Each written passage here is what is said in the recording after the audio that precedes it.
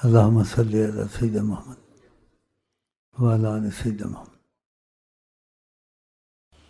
لوگ کہتے بیمار ہے، یہ اٹھ نہیں سکتا ہے، یہ بیٹھ نہیں سکتا ہے، پتہ نہیں اس کا کیسا گزرے گا۔ اتنی اچھی گزر رہی ہے، میں آپ کو کیا بتاؤں کہ خدا کی رحمت وسیلہ سیدنا محمد۔ احساس نہیں ہوتا بیماری کا، لوگوں کو ہوتا، مجھے نہیں ہوتا۔ رحمت کا کرم ایک بڑی رحمت ہے کہ احساس نہ ہونا۔ احساس ہو تو آدمی تو آدھا مر جاتا ہے، میرا کیا بنے گا، ابھی تو یہ ہو رہا ہے، کل کیا ہوگا، ڈاکٹر کیا کہے گا، پتہ نہیں کون سی گولی دے گا۔ ہاں، کھانے کو لوٹ بھول جاتا ہوں، رحمت ہوتی ہے۔ پھر کہتے ہیں بھائی ساتھ شیخ صاحب کو 12 گھنٹے ہو گئے، 16 گھنٹے ہو گئے، آپ نے ایک پھاڑی سیب کی لی تھی، وہ کھائی تھی، ایک زیتون کھایا تھا، پھر کچھ نہیں کھایا، کچھ کھائیں؟ اچھا لاؤ یار پھر کھائیں۔ تو کھانے پینے کا بھی اتنا نہیں ہوتا ہے کہ رحمت احساس نہیں ہونے دیتی، پھر یہ کتنا بڑا کرم ہے۔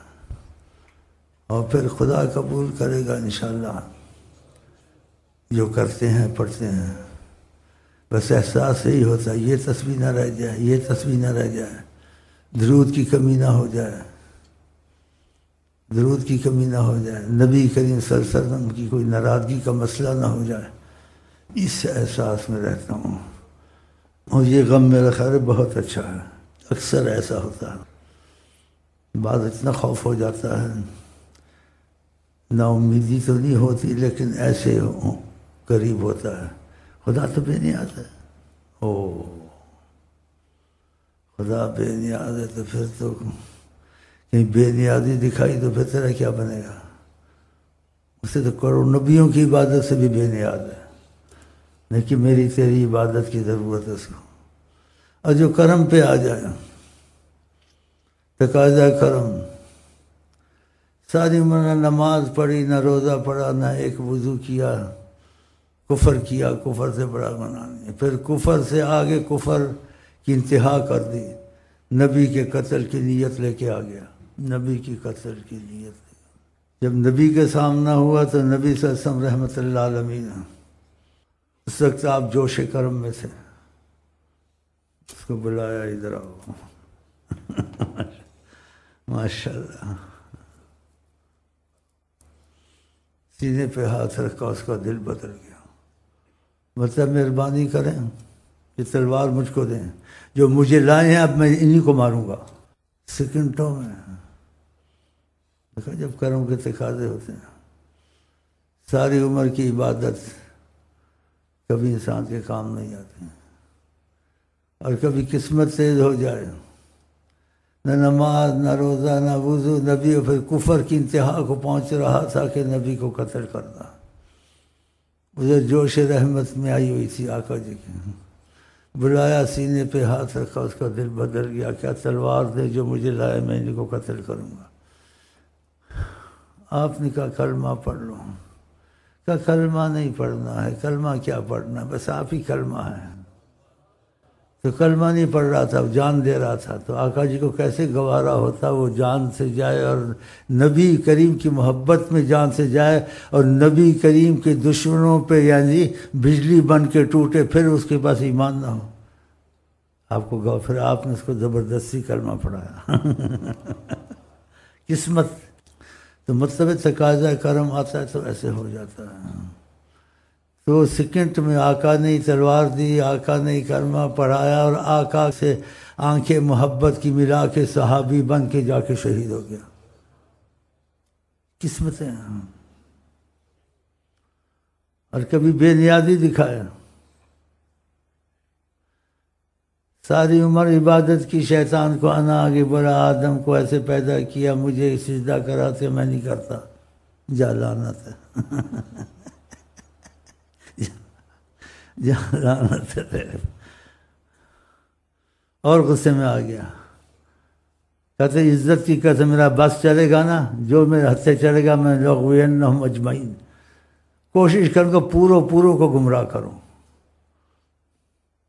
خدا نے کہا جو میرے بندے ہوں گے تیرے قبضے میں نہیں آئیں گے۔ بہرحال کہا ہم تجھ کو اجازت دیتے جو مرضی کر۔ کہا جب تک لوگ سارے نہ مریں پھر زندہ ہونے لگے اس وقت مجھ کو مارنا۔ کہا یہ بھی قبول ہے، چل۔ تو وہ تو لگا ہوا ہے اور ہم بھی لگے ہوئے ہیں۔ جب کرم پہ آئے اور کرم کا تقاضا آئے اور جو بے نیازی دکھائے، پہلے بھی ایسے واقعات سنائے تھے۔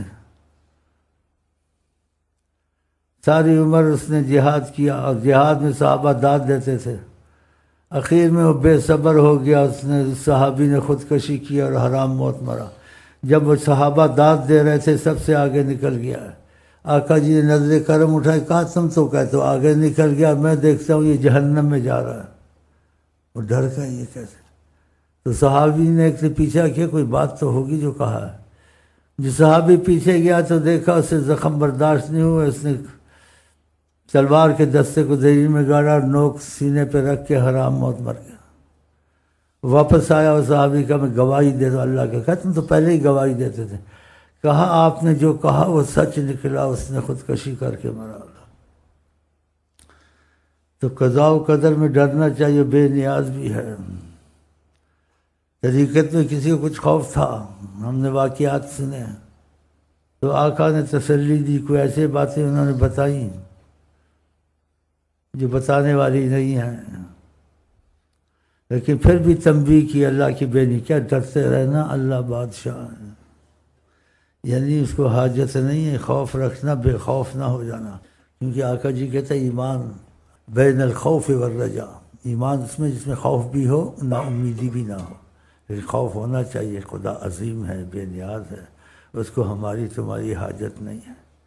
یہ وہ کرم کے تقاضے پہ آتا ہے، حالانکہ توبہ کی شرط ہے، خدا نے بھی ایسے کہا تجتنبوا الکبائر ما تنہون عنہ، اگر تم کبیرہ گناہ چھوڑ دو جس سے ہم تم کو روکتے ہیں، نکفر عنکم سیئاتکم، تمہارے چھوٹے گناہ ویسے ہی بخش دیں گے، وندخلکم مدخلا کریما، اور تم کو عزت اور بڑی شاباشی سے جنت میں لے جائیں گے۔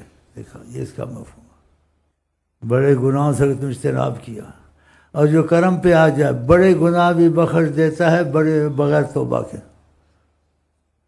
کبھی کبھی ایسا ہوتا ہے، کبھی کبھی ایسا ہوتا ہے، اور ہمارے تمہارے ساتھ کیا ہوگا تو جو ہوگا تو پتہ تو لکھا ہی جا چکا ہے، لیکن دعا تقدیر کو بدلتی ہے۔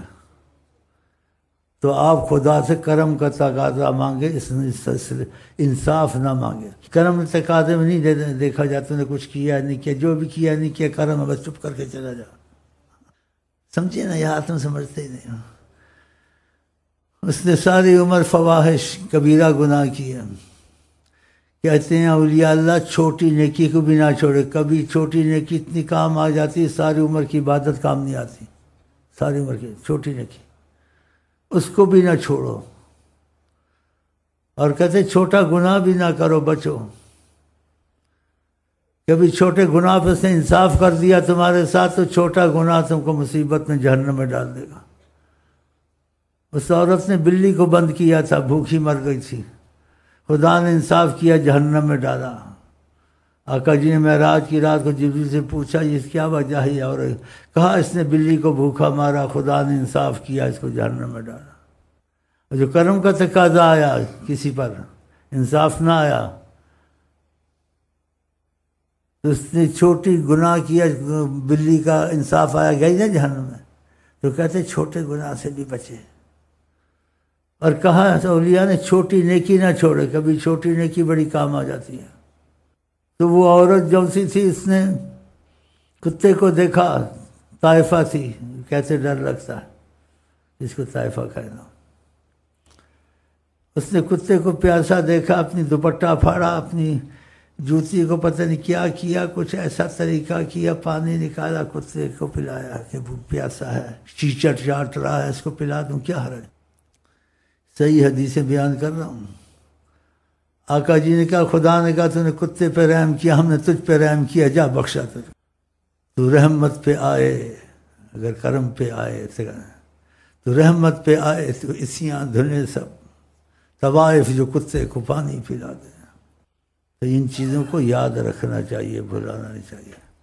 تو ہمیشہ خدا سے مانگو کہ کرم کا تقاضے کا معاملہ کرنا، مہربانی کرنا۔ ہمارا ایک ہی سوال ہے، اور سوال بعد میں کہ قبول کر نہ کر، کہ کرم کا تقاضے کا ہمارا پورا کر، کہ ہم نے سنا تو کریم ہے، ہم کو پتہ چلے تو کس حد تک کریم ہے۔ تو یہ چیزیں حدیث میں آئیں گی، چھوٹا گناہ ہو بھی بچو، کہیں انصاف میں آ گئے تو بلی کو موت نے دیا تو جہنم میں چلے گئے، کہ چھوٹی نیکی نہ چھوڑو، کبھی چھوٹی نیکی پہ خدا خوش ہو گیا۔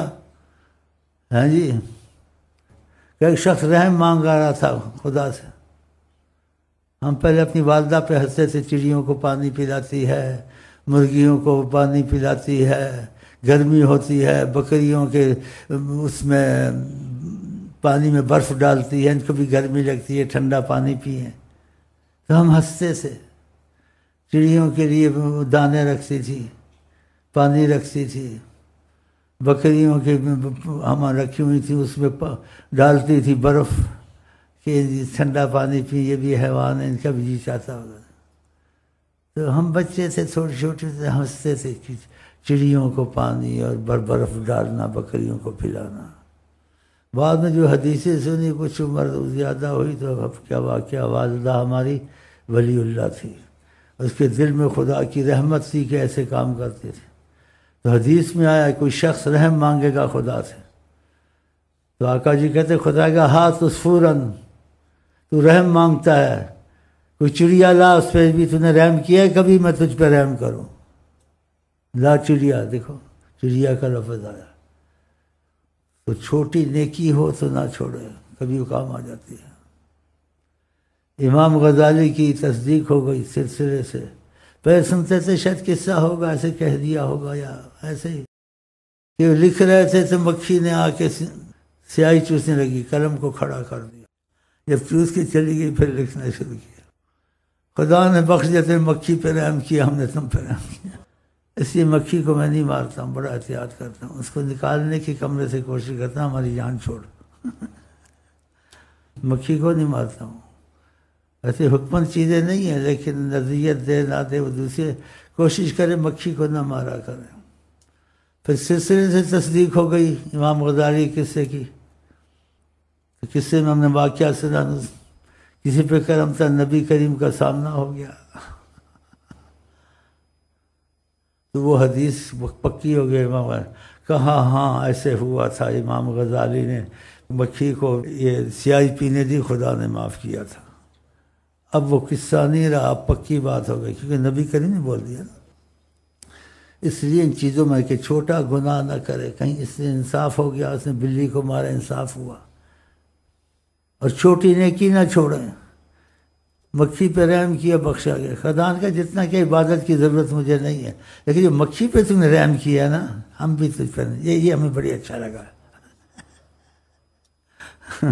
میں مکھی کو نکال دیتا ہوں اندھیرا کچھ ایسا کر کے، بھائی ہوتے کہتے نہ کرو، کبھی بھول کیسے کرتا ہوں، پھر استغفر اللہ، کیا کیا تو نے، پڑھتا ہے لوگوں کو سناتا ہے، آپ میاں فضیت اور کو نصیحت، پھر کہتا ہوں یار غلطی ہو گئی، آئندہ نہیں ماروں گا۔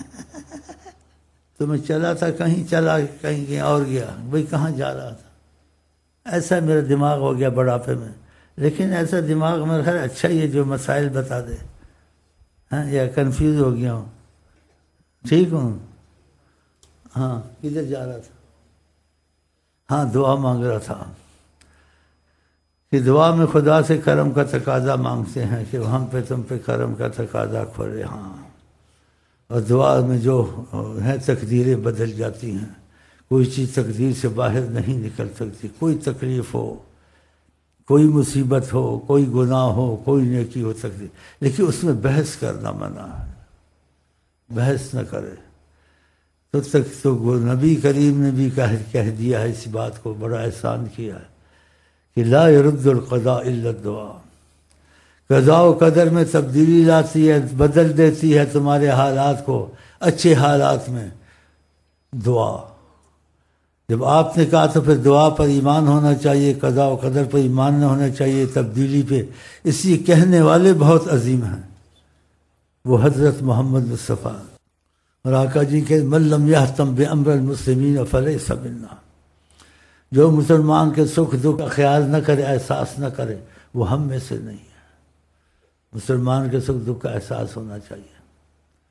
تو اس احساس سے میں آپ کو کہتا ہوں کہ تقدیر سے کوئی چیز نکل نہیں سکتی کہ دعا، تو آپ تقدیر کی دعا لے جائیں، جو آقا کہتے تقدیر بدل دیتی ہے، تو آقا پر یقین ہونا چاہیے نا۔ تقدیر سے دعا لے جائیں، تقدیر والیاں صبح شام وہ بھی پڑھیں، اور جو آقا نے اس تسبیح کی تعریف کی ہے، سبحان اللہ و بحمدہ سبحان اللہ العظیم، اس کی میں نے پہلے شرح کی تھی، کچھ بتایا بھی تھا، گھڑی گھڑی نہیں بتا سکتا ہوں، وقت کم ہے، وہ دیکھ لینا۔